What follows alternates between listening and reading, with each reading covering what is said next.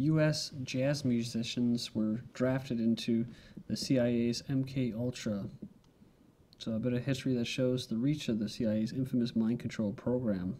During the 40s and 50s, it was common knowledge that musicians were busted for drug use, were shipped or volunteered to go to Lexington, Kentucky. Lex was the first narcotics farm in the U.S. Health Department drug treatment hospital in the U.S. According to diverse sources, here's a partial list of the reported hundreds of musicians. Red Rodney, Sonny Rollins, Chet Baker, Sonny Stitt, Howard McGee, Elvin Jones, and it goes on. So it was also reported Ray Charles was there. The doctor in charge of the mind control program was Harris Isbell. Ironically, at the same time, he was a member of FDA's advisory committee on the abuse of depressant and stimulant drugs. He gave LSD and other psychedelics to inmates at the facility. So many went there to go dry out, and they ended up getting drugged up. So I'll start with this, right, and then I'll move on. CIA manages drug trade. We know this, right? It says the Mexican officials. And what do they do this for, right? We'll get to that. Grateful Dead lyricist subject in the CIA's MK Ultra program. So, yeah.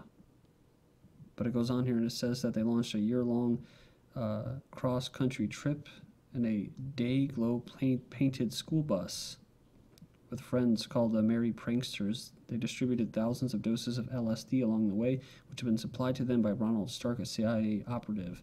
LSD was first developed in the federal government labs, even though it was discovered.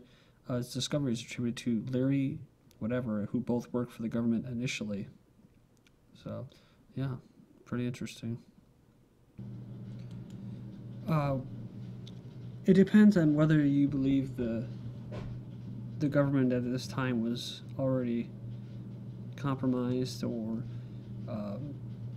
there was influences inside in the country, the U.S., basically to bring it down from within.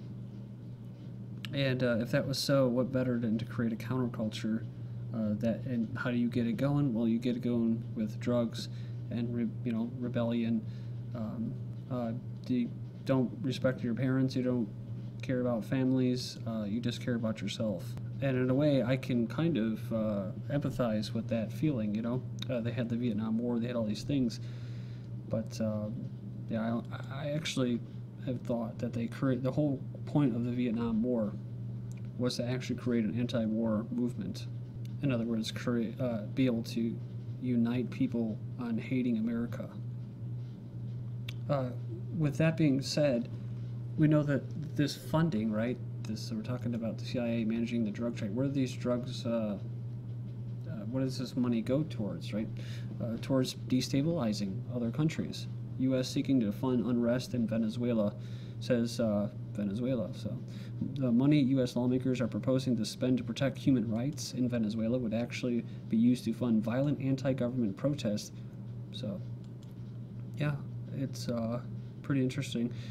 And so this is what they want, to fund violence so they can say it's a humanitarian disaster, a human rights issue.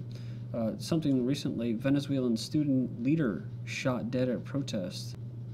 The first thing I thought was because we talked about, we were just talking about recently about, are there Ukrainian snipers in Venezuela? So quite possibly, right?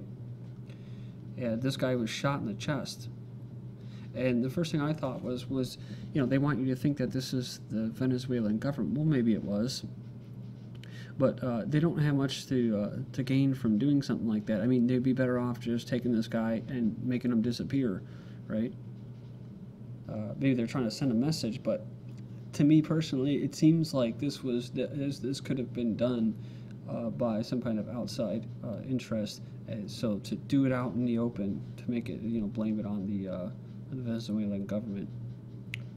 Yeah, and the money also goes to pay for mercenaries, but the money isn't just coming from drug money that's being run by the governments. It's also being openly funded by millionaires and billionaires, people with economic interest. eBay founder contributes funds to Ukraine opposition groups. You have the State Department and the National Endowment for Democracy, all these front groups, NGOs, to destabilize Ukraine or destabilize Venezuela. and to use people as useful idiots to do this. Venezuela arrests 3 generals for alleged coup. This was 11 hours ago. 3 Venezuelan Air Force generals accused of plotting a coup against the government were arrested. Now, these guys, like some in Syria, it's not like they had some ideological change or shift all of a sudden. It was that someone offered them more money. That's basically what it comes down to. I don't think most of these cops and all this stuff would even be there unless they were getting paid. That's usually how it works, right, all throughout history. You know, when a king overstretched his funds, war funds, and he couldn't tax the people anymore because they had nothing to give, and he couldn't pay his soldiers to raid, or go wherever raid or war, then they would just basically leave. I wouldn't fight for them anymore. So, but yeah, so these guys probably weren't getting, were probably getting paid more by money that was funded by huge corporations, money, billionaires, and drugs.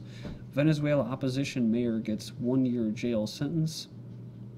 So, top court sentenced the mayor of this city basically for failing to break up anti-government protests. Says opposition leaders say the recent actions are evidence that the country is sliding into a dictatorship that muzzles dissent and arbitrarily jails elected officials. So, see, in America, we have a dictatorship too, but the people kind of police themselves. It's not like Venezuela. They have like video games, they have more food, they have cars with gas they can put into them and stuff. So they're not really prone to dissent or anything, right? And whatever they do say or think or voice or get out there and protest, it's all pre-approved and authorized. And like I said, usually they're being used and exploited for something to push some agenda. Protesters, they'll get abducted off the streets. They'll be treated like terrorists. They'll be spied on. There'll be agent provocateurs to crack down before there is even any violence. That's another thing that we do here in America. So officials get blackmailed and bribed, and that's how we do it here. So over here we don't really have much to say in the way of that. You'd be rest assured that in the U.S., if they had that type of destabilization going on in the U.S., that they would be doing the same things. I'm not justifying Venezuela's actions, but I'm just trying to show you that it goes both ways. When people lose their power. Russian official accuses U.S. of fueling Ukraine crisis. The U.S. government has been accused by an advisor to the Russian president of funding and arming what he described as Ukrainian militants. Yeah, and they're calling them far-right nationalists, but like I said, I don't think this is the case. They have mercenaries, probably being, and they have militias, I know that, and they have mercenaries, most likely being led with some kind of CIA handler type dude, but they're getting NATO in there now. So Ukraine far-right leader dies in a police raid. So what was I saying about Ukraine and these far-right nationalists? They're being taken for a ride, and the whole thing about what the shootings, the sniper attacks, right, in Kiev. You didn't really hear anything about it. It could come down to actually the Nationalist Party being blamed for it, and so yeah, look at they've already, and like I said, they're going to get rid of these people because they pose a threat. They use them, they're done with them. Ukraine far-right leader dies in a police raid, and a Ukrainian MP claimed earlier that his body had been found with his hands tied behind his back. We've covered this too here, right? That the billionaires are being chosen as these top posts in Ukraine. They're from Israel. They have dual Israeli citizenship, so they're with the Western Zionists, and that's who they're loyal to. So what the hell would they be with neo-Nazis, right? So anyways, I'm going to stop here. But yeah, they're gonna loot Ukraine, and they're gonna take on a crap load of debt. So.